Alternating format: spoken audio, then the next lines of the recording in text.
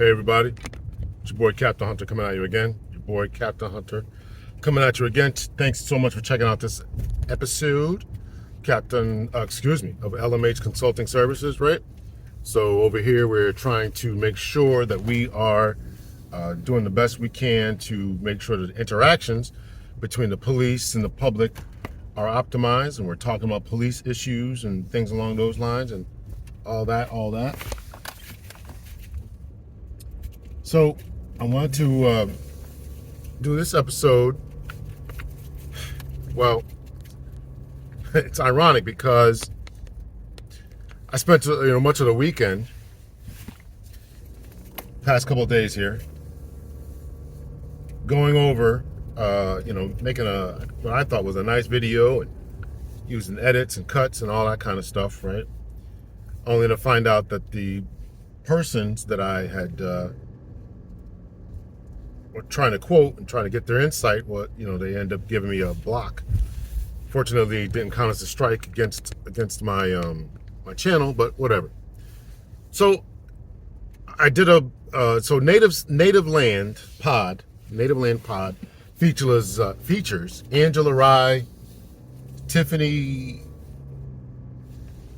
the heck is her last name?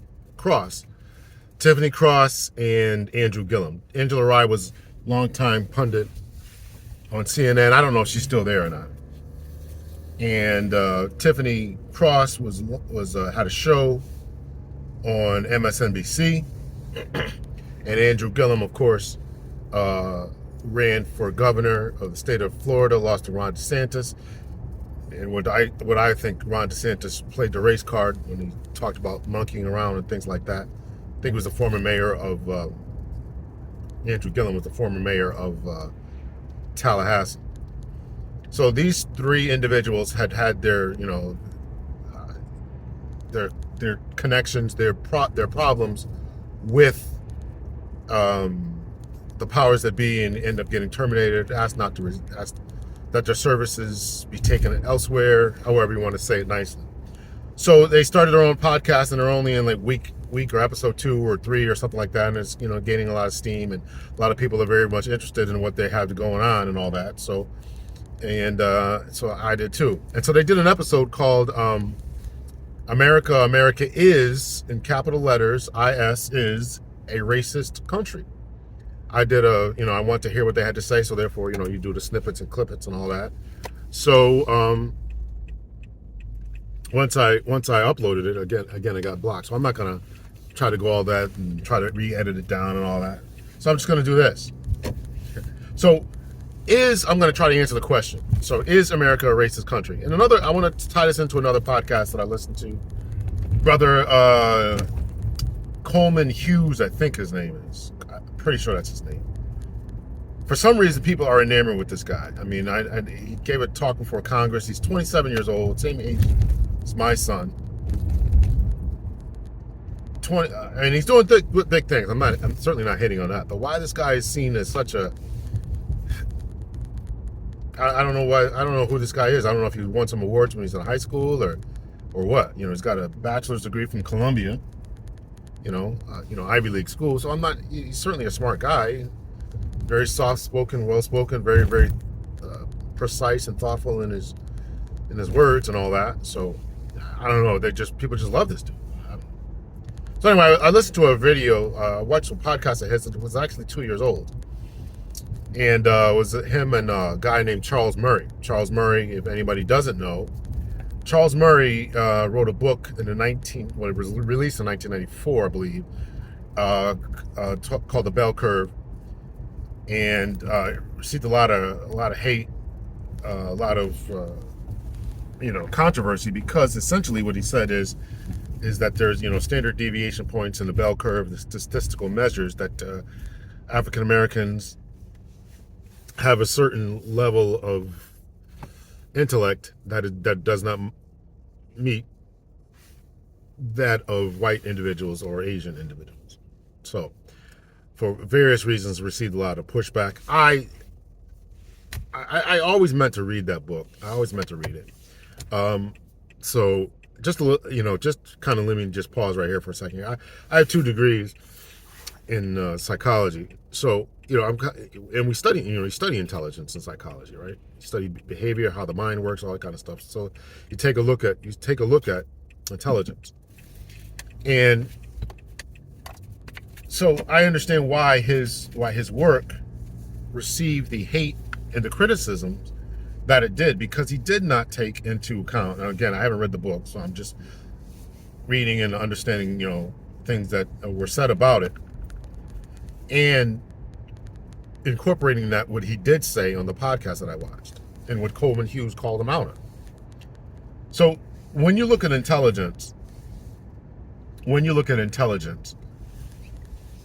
you have to take in a number of factors, right? Intelligence is not hard to identify, quantify, and all that. The best that we try to do is try to have some type of standardized tests. But those tests have been labeled as being racist, they're culturally biased. There's different types of intelligence. People can get smarter over time, crystallized intelligence, fluid intelligence, different types of intelligence. Some people are more musically talented. Some people are more kinetically talented. They need to manipulate things. So all this different types of thing plays into the idea of what intelligence is. So about 2 years ago, I guess, Coleman Hughes has him on the podcast because he's going to release another book. And his purpose of released the other book, and forgive me, I don't remember the name of the book that he released, so you can just look up Charles Murray books, and I'm sure that the Bell Curve and the other one will come up. And the reason that he released the book is because he was pushing back against this idea of that African Americans are being held back, or any minority within the United States are being held back, specifically because of systemic racism. And so his idea, his thesis, according to what he said, I haven't read the book again, but according to what he said in the podcast, was this isn't true, right? There's you have to look at intelligence as to why certain people aren't progressing. Now, he tried to clean it up the best that he could and say that you should still judge people as individuals, right? So just because on average, a group average,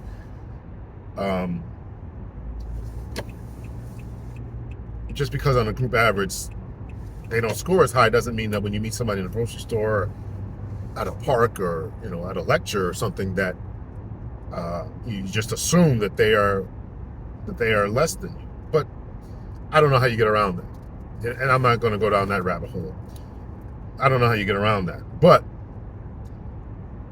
what they did correlate, and what I did look up before I watched, kind of going back and forth here. So before I watched Charles Murray's interview, Coleman Hughes, I in response to the Native Land podcast, I kind of looked up the numbers, right? Because they're saying it is a racist country. So I looked up the numbers. Now I'll try to put them on the screen here about, what people think about racial animus, hatred, projections, comfort levels, etc. here in the United States. And it's not good. 71% of black people have a bleak outlook on race relations. Something like 50% of white people, something like 50 or 60% of Hispanics feel good, positive about the racial aspects of America. So it's not good. So again, Coleman is asking, jumping back to the Murray interview, the interviewer is asking him about this kind of stuff, right? And so they're talking about something like 1 in 4 Republicans, white Republicans. Let me just say that. I don't know if it was white male or white Republicans. 1 in 4 have a bleak outlook on race relations. And almost comparatively, 1 in 4 would not want their family member marrying a black person. Again, 1 in 4 white Republicans have a negative look on race relations within the United States. Roughly the same number, 1 in 4, have the same outlook towards their family member marrying a black person. Conversely, 1 in 6 or 7 um, white Democrats have a positive outlook. And again, roughly the same numbers, 1 in 7 or 8 or 9, something like that, would not want their loved one, family member to marry a black person. So, that's the racial outlook. And it's interesting. It's interesting that this is still a problem. So when Native Pod does a podcast about America is a racist country, I thought that they were really, really off on what they were saying, but there's a lot of people who still had this harboring for this idea. Race is still a big deal to people. Now, take into account, Native Land, when they did their podcast, they made it kind of a news show where they talk about different items, and the only one I was really interested in is that particular segment. They went on to talk about Trump and other ideas. I didn't really listen to the rest of it because I was really interested in that is part. And what they were harping on is the comments by Nikki Haley, or Nimrata Haley, whatever her actual Eastern Indian name is. And anyone who didn't see it, I don't know if I'll clip that. I don't know, but you can go up there and watch it. When she was a guest on Fox News, and they asked her, I think it was Brian Kilmeade asked her, are you part of a racist party? Is the Republican Party a racist party? She never answered the question, but she said that that America is not a racist country, and it never was a racist country. Of course, everybody, Roland Martin, and every news pundit, TikTokers and Instagrammers, and everybody is just blasting her for this crazy ass comment that it was never a racist country. Then why did you name yourself Nikki instead of Nimrata? Why were black people being hung from trees? Why was Jim Crow and Juan Crow a problem? Why were the Japanese interned during war, placed in internment camps in World War II? Japanese American citizens. Why? What are you talking about? We fought a war over this. What are you talking about? So this idea that America is a racist country. Let me give my perspective. First of all, I think Nikki Haley, Nimrata Haley, is completely wrong, right? A lot of people who come here try to change their names, and we all understand this, right? There's not many people who come here with traditionally African names, or don't try to give those names, even if they immigrate here from any other place. They give their kids names that sound like everybody else. They may keep their surnames, but they still give their kids names, like everybody else, right? We all know a James Wan, right? W-A-N or W-N or Woon, or James Woo and all that. Black people, my name is traditionally European name, Give an answer. So this idea and we do that to assimilate, we do that to not stand out, we do that to show that we're part, and there's a reason for that, because if you aren't, you'll get passed up for jobs. We know this from statistical data and stuff, right? We know this. So it was a racist country systemically. We know this in education, we know it for voting, we know it for medical science, we know it from political endeavors, we know it from economic exploitation, isolation. America was built on the foundation of the exploitation of the minority for the majority's benefit. This is not a debatable question. Nikki Haley, Nimrata Haley,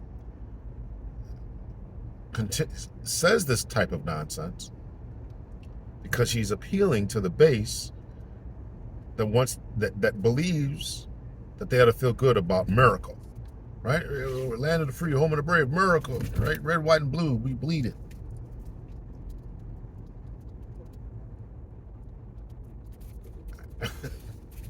It's astounding. It's astounding. Truly, truly astounding. So,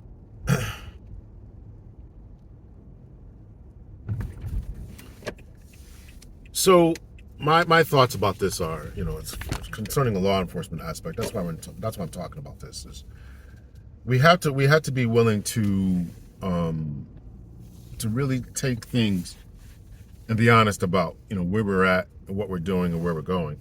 Otherwise, we're never going to get there, and we're always going to be fighting these same battles and same fights.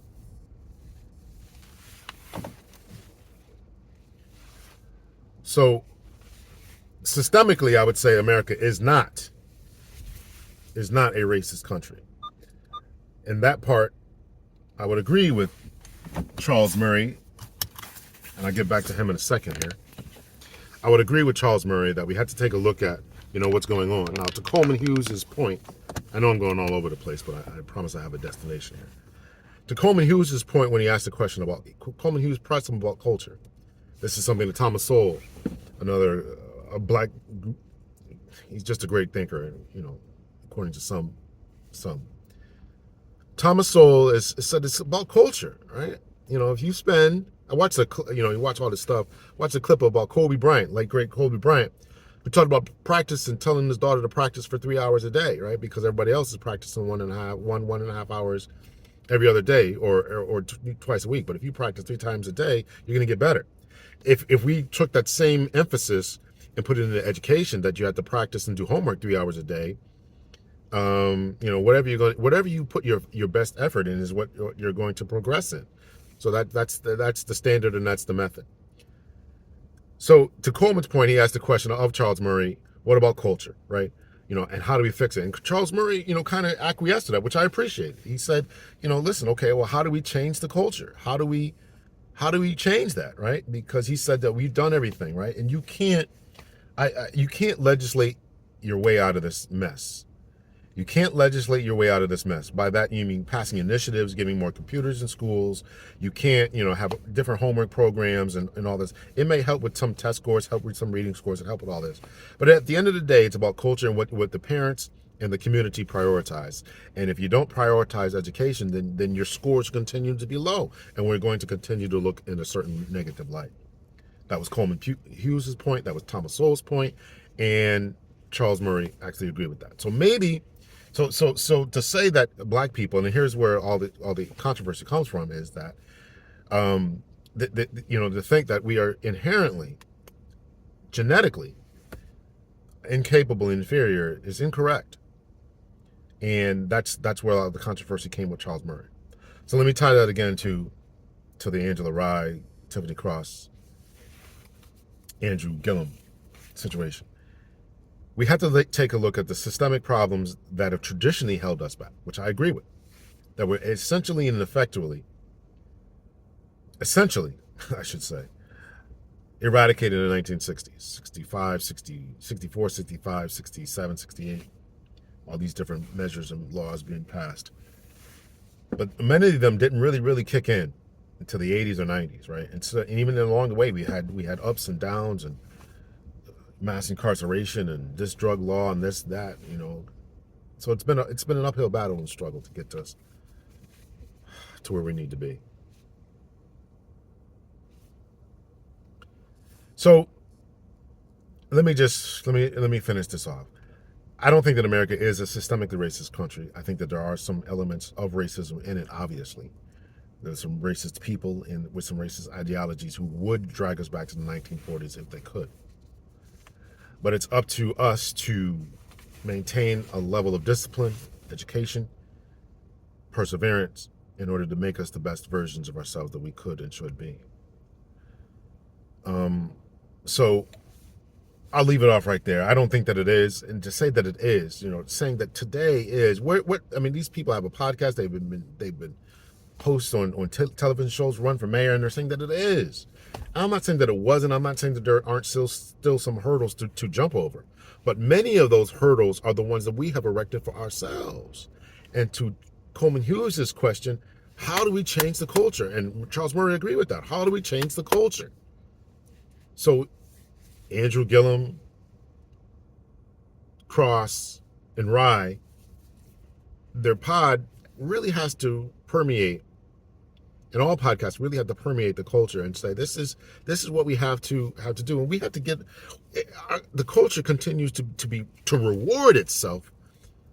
It rewards itself by, you think about the ratchet music and the music that's out there today is just, this is the culture that is killing brain cells. Our love for